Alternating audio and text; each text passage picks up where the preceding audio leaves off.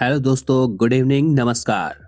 आपका स्वागत है इट्स इजी टू लर्न 138 पर। हमारा लक्ष्य आपकी तैयारी बेहतर नहीं बेहतरीन हो।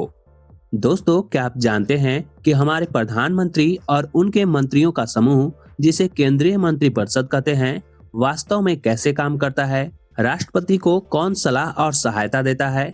किस अनुच्छेद में मंत्रियों की नियुक्ति, कार्यकाल और सामूहिक उत्तरदायित्व की बात कही गई है? जी हाँ, आज हम भारतीय संविधान के सबसे महत्वपूर्ण कार्यकारी अंग केंद्रीय मंत्रिपरिषद को और उससे जुड़े अनुच्छेदों को पढ़ने वाले हैं। तो इस टॉपिक को पूरी तरह समझने के लिए वीडियो को अंत तक जरूर देखें। और हाँ, अगर आपने अभी तक हमारे पिछले वीडियोस नहीं देखे हैं तो पॉलिटी के प्लेलिस्ट में जाकर उन सारे वीडियोस को देख सकते हैं, क्योंकि इंडियन पॉलिटी एक क्रम में ही समझ आती है।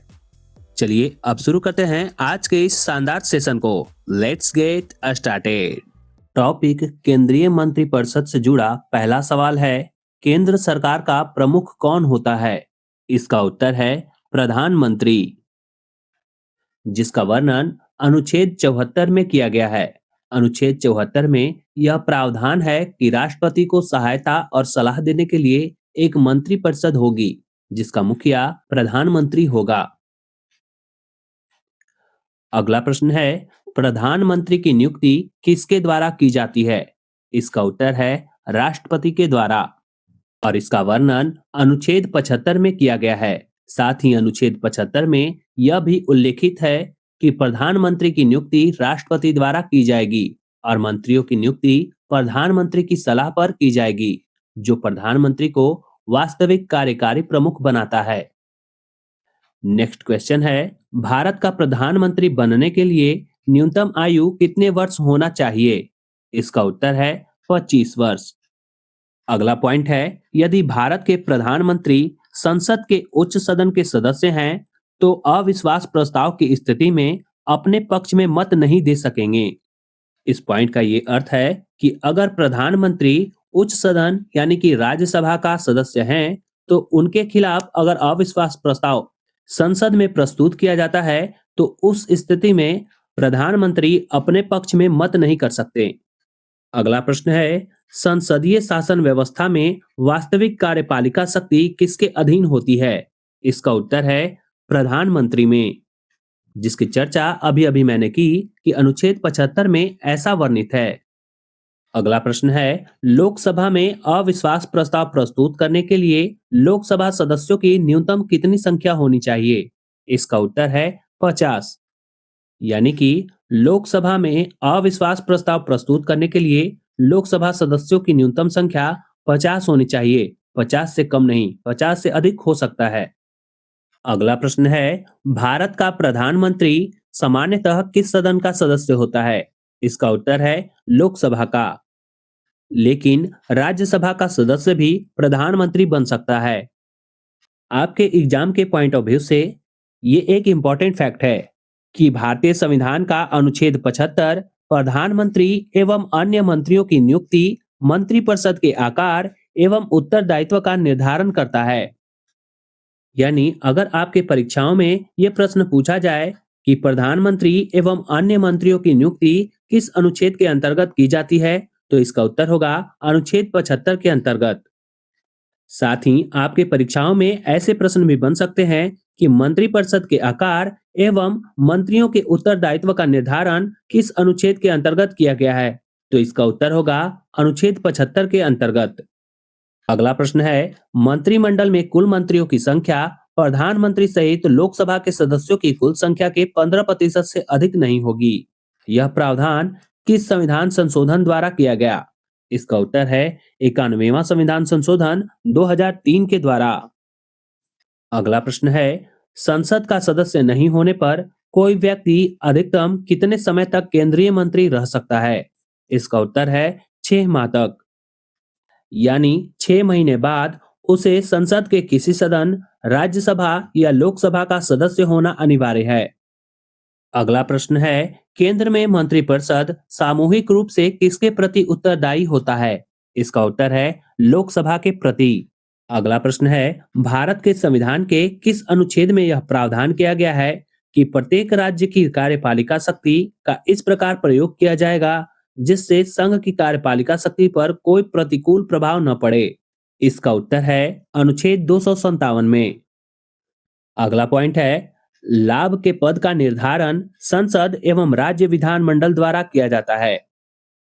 यानी कि अगर परीक्षाओं में यह प्रश्न पूछा जाए कि लाभ के पद का निर्धारण कौन करता है, तो इसका उत्तर होगा संसद एवं राज्य विधानमंडल। आइए जानते हैं कि लाभ के पद कौन से होते हैं। यदि किसी पद में इनमें से कोई भी कारक मौजूद है तो उसे लाभ का पद माना जाता है। पहला, अगर वह सरकारी नियुक्ति प्राधिकारी है। दूसरा, यदि उस पद धारक को हटाने की शक्ति सरकार के पास है। तीसरा, यदि उस पद के लिए पारिश्रमिक यानी वेतन भत्ते आदि का निर्धारण सरकार करती है। चौथा, यदि पद धारक निर्णय लेने या प्रभावित करने की शक्ति रखता है, जैसे फंड जारी करना, लाइसेंस देना आदि। लेकिन दोस्तों, मंत्री का पद, चाहे वह केंद्रीय या राज्य मंत्री का हो, को लाभ का पद नहीं माना जाता है, क्योंकि उसे संविधान के तहत छूट मिली हुई है। इसी कारण मंत्रियों के पद लाभ के पद के अंतर्गत नहीं आते। अगला प्रश्न है, भारतीय राजनीतिक व्यवस्था में कार्यपालिका किसके अधीन कार्य करती है? इसका उत्तर है विधायिका के अधीन। नेक्स्ट क्वेश्चन है, जवाहरलाल नेहरू की कैबिनेट में पहले गृह मंत्री तथा बाद में रक्षा मंत्री कौन बने? इसका उत्तर है कैलाश नाथ काटजू। यहाँ पर दिए गए पॉइंट से ये क्वेश्चन बन सकता है कि स्वतंत्र भारत के प्रथम वित्त मंत्री कौन थे? तो इसका उत्तर होगा श्री आर के सनमुखम चेट्टी। अगला प्रश्न है, भारत के किस प्रधानमंत्री का विदेश में आकस्मिक निधन हुआ? इसका उत्तर है लाल बहादुर शास्त्री। लाल बहादुर शास्त्री का निधन 11 जनवरी 1966 को ताशकंद में हुआ था, जो उस समय सोवियत संघ का हिस्सा था। अगला प्रश्न है, अपने प्रधानमंत्रित्व काल में कौन सा नेता एक बार भी संसद में उपस्थित नहीं हुआ? इसका उत्तर है चौधरी चरण सिंह। और इसे याद रखने की ट्रिक क्या है? तो देखिए, यहाँ पर कहा जा रहा है कि एक बार भी संसद में उपस्थित नहीं हुआ, यानी कि उनके चरण एक बार भी संसद में नहीं पड़े होंगे।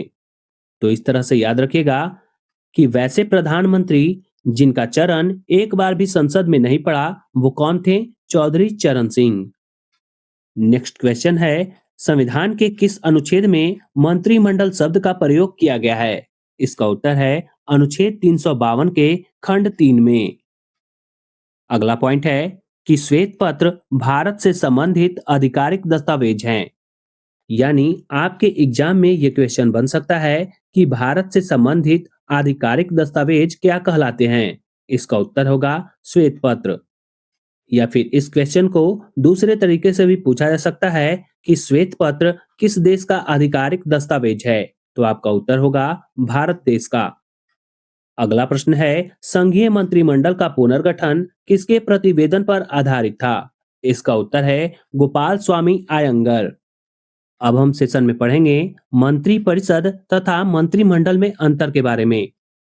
एक तरफ मंत्री परिषद है यानी कि काउंसिल ऑफ मिनिस्टर्स है, तो दूसरी तरफ मंत्रिमंडल यानी कि कैबिनेट है। पहला अंतर है कि मंत्री परिषद में कैबिनेट स्तर के मंत्री, राज्य स्तर के मंत्री एवं उप मंत्री शामिल होते हैं, जबकि मंत्रिमंडल में केवल कैबिनेट स्तर के मंत्री ही शामिल होते हैं। दूसरा है कि मंत्रिपरिषद एक संवैधानिक निकाय है जिसका वर्णन संविधान के अनुच्छेद 74 व 75 में किया गया है, जबकि 44वें संविधान संशोधन 1978 द्वारा अनुच्छेद 352 में मंत्रिमंडल शब्द को जोड़ा गया, जो संविधान के मूल पाठ में नहीं था। मंत्रिपरिषद तथा मंत्रिमंडल में तीसरा अंतर है कि सैद्धांतिक रूप से मंत्रिपरिषद को संघ की समस्त कार्यपालिका शक्ति प्राप्त है, परंतु मंत्रिमंडल द्वारा इसके कार्यों का निर्धारण किया जाता है, जबकि व्यवहारिक रूप में मंत्रिमंडल सदैव मंत्रिपरिषद की शक्तियों का ही प्रयोग करता है और मंत्रियों के कार्यों का निर्धारण करता है। चौथा और आखिरी अंतर है, मंत्रिमंडल द्वारा लिए गए नीतिगत निर्णयों का क्रियान्वयन मंत्रिपरिषद द्वारा किया जाता है, जबकि नीतिगत निर्णयों को क्रियान्वित करने के लिए यह मंत्रिपरिषद को निर्देश देता है तथा निर्णयों के क्रियान्वयन की निगरानी भी करता है। दोस्तों, अब समय हो चुका है इस पेज के आखिरी पॉइंट को पढ़ने का। वो ये है कि मंत्रिपरिषद यानी कि काउंसिल ऑफ मिनिस्टर्स सामूहिक रूप से लोकसभा के प्रति उत्तरदायी होती है। तो दोस्तों, यह थी केंद्रीय मंत्रिपरिषद और उससे जुड़े महत्वपूर्ण प्रश्न। उम्मीद है अब अगर आपके एग्जाम में इस टॉपिक से प्रश्न पूछे जाएंगे तो आपका एक भी उत्तर गलत ना हो और आप अच्छे अंक प्राप्त करें। अगर आपको ये वीडियो अच्छी लगी हो तो लाइक और शेयर जरूर करें। साथ ही इंडियन पॉलिटी के ऐसे ही महत्वपूर्ण विषयों को क्रम से पढ़ने के लिए हमारे channel it's easy to learn 138 को सब्सक्राइब कर बेल आइकन को ऑल नोटिफिकेशन पर सेट करना ना भूलें। फिर मिलूंगा अगले वीडियो में एक और महत्वपूर्ण टॉपिक के साथ। तब तक के लिए जय हिंद, शुभ रात्रि, धन्यवाद।